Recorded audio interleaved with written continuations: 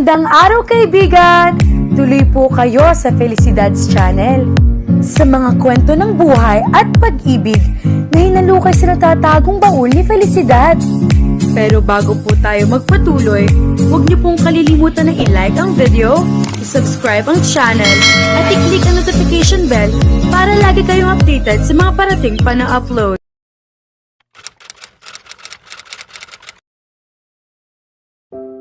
Matuling nagdaan ng 2 buwan, nakabilik na buhat sa Ilocos sina Nana Macaria at Tata Rolando. There had been times when Marinel simply wanted to be lost in her husband's arms, and Darius had spent too many nights alone when he had a wife who slept alone in the other room. Pagkatapos ng 60 days ng kanilang kasal, hindi na sila estranghero sa isa't isa. Ngunit habang tumatagal, ay lalong lumalala ang strangeness na nararamdaman nila sa kanilang sitwasyon. Happy birthday! Malakas na bati ni Marinel nang pumasok siya sa silid ni Darius. Sabado noon at pareho silang walang pasok sa trabaho. May dala pa siyang torotot at malakas na hinipan iyon sa tapat ng tainga ng pupungas-pungas pang asawa nito. Ang aga mo na mamang istorbo, wife, kunwari ay reklamo nito. Ano yan? Kandila, tugon niya. Hawak niya isang kandila na may sindi. Mag-wish ka na, tapos hipan mo na to.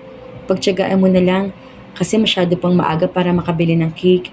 Hindi naman ako marunong mag-bake, kaya ito na lang muna. Aniya, sa 2 buwan na ling pagsasama, naging mabuti magkaibigan sila. Sige na nga, sakay naman ito sa gimmick niya. Pumikit ito, pagkatapos ay hinipan ng kandila. Happy birthday! Aniya pagkatapos nahipan nito ang kandila. Ngunit nang hilahin siya nito, nawalan siya ng balanse kaya bumagsak siya sa ibabaw nito. Gumalaw ito upang mapasa ilalim siya nito. Don't, pwede ba humingi ng isang halik? Wife? Anyway, birthday ko naman eh. She gave him a smack. Oo, hayaan mong ipakita ko sa iyo how a birthday kiss should be. Iyon lang at inangkina nito ang mga labi niya. She knew what the shape of his mouth felt like. They had kissed before. The gentle brush of mouth-to-mouth contact was familiar and even comfortable. Ngunit nagbago iyon nang ikawit niya ang mga braso sa leeg ni Darius. Narinig niyang umungol ito at gumulong hanggang sa siya na muli ang mapunta sa ibabaw nito. Narinig niya ang pag-anas nito sa kanyang pangalan. Naramdaman niya ang mga kamay nito sa kanyang buhok, pababa sa kanyang likod, at dinampi ang kanyang mga labi. Napukaw ang pagkakaapurahan sa pagitan nila as their lips met again. Then again and again, narinig ni Marinel na napaungol muli si Darius. They had gone too fast, pero sino ang mag-aakala magsisiklab sila mag-asawa ng ganoon? Easy, Marinel. Easy, honey. Masuyong tura nito habang hinahaplos-haplos nito ang likod niya. That just got out of hand. Hindi ko sinasadyang takutin ka, okay? Anito, nang tila madama ang pagiging tensyonado niya. She rolled off him hanggang sa makaupo siya sa gilid ng kama. Tinakpan niya ng mga kamay ang buong muka. Oh my God! Oh my God! Narinig pa niyang mahinang napamura si Darius sa pagsisimula ng isang bagay na hindi pa nila handang tapusin. Kahit hindi nila nag-uusapan iyon kung anong kahulugan ng mga nangyayari sa kanila, alam niyang may something sa kanilang dalawa. Hindi nga lang niya mapangalanan kung ano iyon. Lumapit si Darius sa kanya. Tumingin ka sa akin, Marinel. Hindi na niya natapos ang sasabihin dahil bumungad na sa pintuan si Nana Macaria. Happy birth! Nahinto sa ere ang sasabihin nito na makita silang dalawa na magkasama at magkatabi sa kama. Nana Macaria! Sabay pang bulalas nila ni Darius. Pasensya na mga anak, kung nakaabala ko, bababa na ako. Nana, hindi na ho kailangan. Si Marinel ang una nakabawi. Nandito ho ako dahil binati ko rin si Darius. Namumula ang mukhang paliwanag niya rito. Daig pa niya ang dagang nasuko sa kanyang lungga. May dala kayong cake, Nana, pansin ni Darius. Wala nga lang kandila. Buti na lang nagdala ng asawa ko. Nakangiting sabi nito. Nagkatawanan na lang silang tatlo. Nabawasan ang pagkailang na nadarama nila ni Darius sa presensya ni Nana Macaria. Paano na kaya kung napaaga pa ito ng akyat? Naiisip pa lamang niya iyon, parang gusto na niyang lumubog sa kinatatayuan.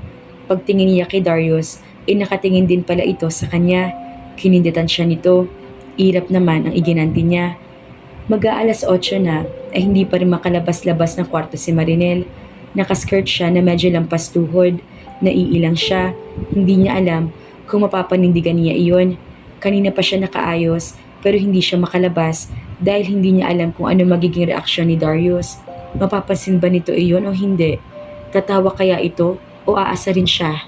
Hindi nga yata niya kayang lumabas ng silid na ganoon ang suot. Ano na lang ang iisipin nito kung sakasakali na sinusubukan niyang i-impress ang kanyang asawa? Mabuti pang magpalit na lang siya at isuot na lamang ang dati ng haba ng palda na ginagamit niya.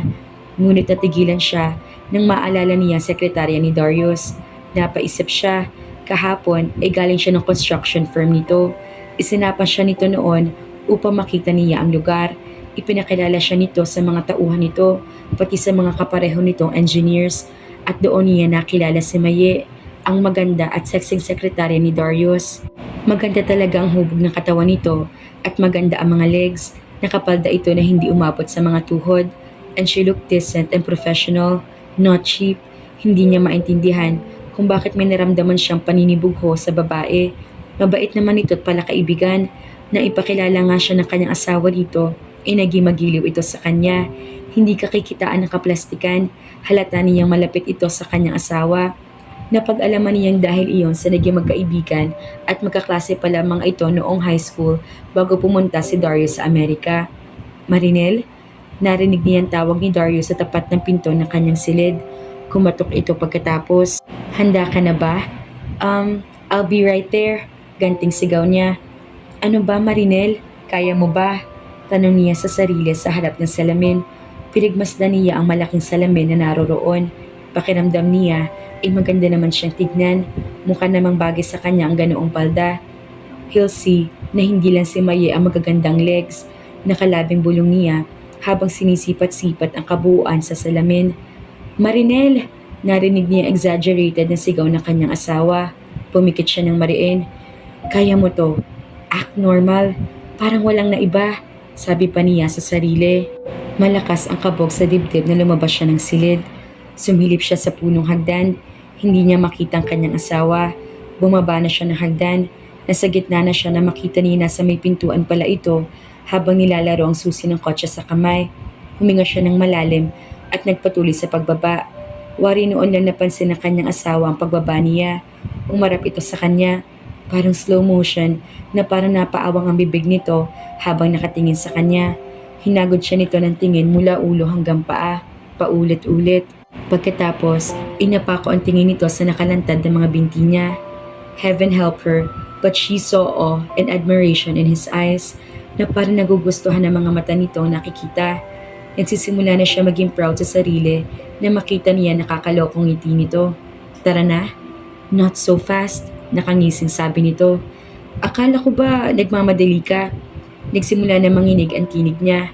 Naidalangin niya na sana ay hindi napansin nito iyon. Sinabi na nga ba niya na mali ang desisyon niyang pagsusuot ng paldang iyon. Noon lang niya isinuot ang paldang iyon na iniregalo pa sa kanya ni Nana Macaria.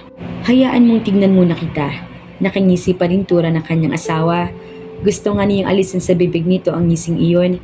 Nagsisimula na talaga siyang mailang ng husto. Inalayo siya nito ng bahagya.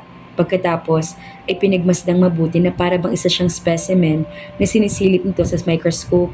Diyos ko, nakakahiya naman. Well, sigurado ka bang ikaw si Marinel? Ang asawa ko? Pangaasar nito. Hinahaplos-haplos pa nito ang sariling baba habang mataman siyang tinitignan. Hindi siya makakilos sa kinatatayuan. She knew it. Magmumukha lang talaga siyang trying hard. Pagtatawanan lang siya ng kanyang asawa. Ni hindi man lang nito na-appreciate ang pagbabagong iyon sa kanya. Kung alam lang nito nakatakot-takot pang pangungumbinse sa sarili at kapal na mukhang kailangan niyang ipunin. Dapat pala talaga, binabarkada mo si Maye. Nakangiting biro nito. Tila wala sa hinagap nito na papahiya na pala siya nito. Remind me to tell her na isama ka sa pagsha-shopping. That did it. Sobra na. Pinagtawanan na nga siya nito. Pagkatapos nalaman pa nito na kaya siya nagsuot ng ganoon ay dahil nakita niya si Maye. Sobra na iyong kahihiya na iyon. Nanubig ang kanyang mga mata at bago pa malaglag ang mga luha mula roon, dali-daling tumalikod na siya at umakyat patungo sa kanyang silid. Namura niya ng ilang beses ang sarili nang maisip na napahiya ito. Inakala ba nito na pinagtatawanan niya ito? Hindi naman iyon ang intensyon niya. Oo, pero ang totoo, inatuwa siya na makita nakasuot ito ng ganoon kaiksing palda. He was mesmerized. He was caught by her spell. Maganda talaga ang hubog ng mga binti nito. Akala niya, hindi na siya magkakaroon pa ng pagkakataon na muling masilayan ang mga binting iyon. Alam naman niya na iilan na nga ito. Ginatungan pa niya. Nakadama siya ng guilt sa sarili bago na makitang basa ng luha ang mga mata nito. Bago pa naisara ng tuluyan ni Marinel ang pinto ng silid, ay maagap na iyong napigilan ni Darius.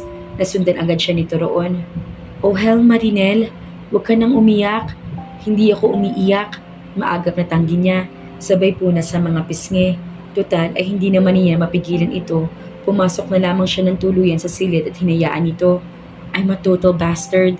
Anito na makalapit sa kanya. Umingos siya. Dumukot naman ito sa bulsa ng pantalon at kinuha ang panyo mula roon at iniabot iyon sa kanya. Wala akong karapatang makita pang darating na umaga. Anito, pinunasan niya ang basang pisngi gamit ang panyo pagkatapos ay ibinalik iyon dito. Huwag ka nga magdrama. Naiiyak ngunit nakangiti ng sabi niya.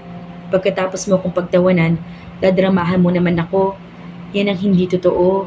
Narinig mo ba akong tumawa? No, but see? But you're laughing in the inside. She snapped. Natawa si Darius. Bakit alam mo ba ang tunog kapag tumatawa sa loob? Biro nito. He, tumalikod na siya at naglakad patungo sa closet. Binuksan niya iyon. Anong ginagawa mo? Tanong nito. Magpapalit. Ano pa? Honey, angal nito. Lumapit ito sa kanya at muling isinara ang closet. Bakit magpapalit ka pa? You look great, Marinel. Panay nga ang ngisi mo kanina. Gusto lang naman kitang biruin. Talaga nagulat lang ako kanina na nakita kita. But I loved it, honey. Bagay sa iyo. Maganda ang mga binti mo. Hindi mo naman kailangang itago. Although, anitong binistahan muli ang suot niya. Hindi na dapat umakit pang haba ng palda mo yan.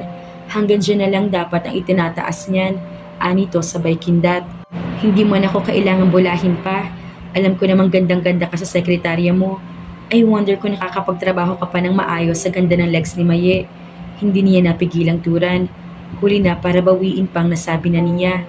Exaggerated na napanganga si Darius. Ngiti-ngiti ito. Wala akong ibang ibig sabihin doon. Agad ng wika niya. Sabay labas ng kwarto. Tuloy-tuloy siya hanggang makarating sa kotse ng kanyang asawa. Hindi na siya huminto pa kahit nakailang tawag ito sa kanya. Nakita niyang ngiti-ngiti pa rin ito habang papalapit sa sasakyan hanggang sa makapasok sa loob. Pasipol-sipol pa ito habang pumapasok. Hindi siya tumitingin dito. Kesa hodang isipin nito napaka-childish niya.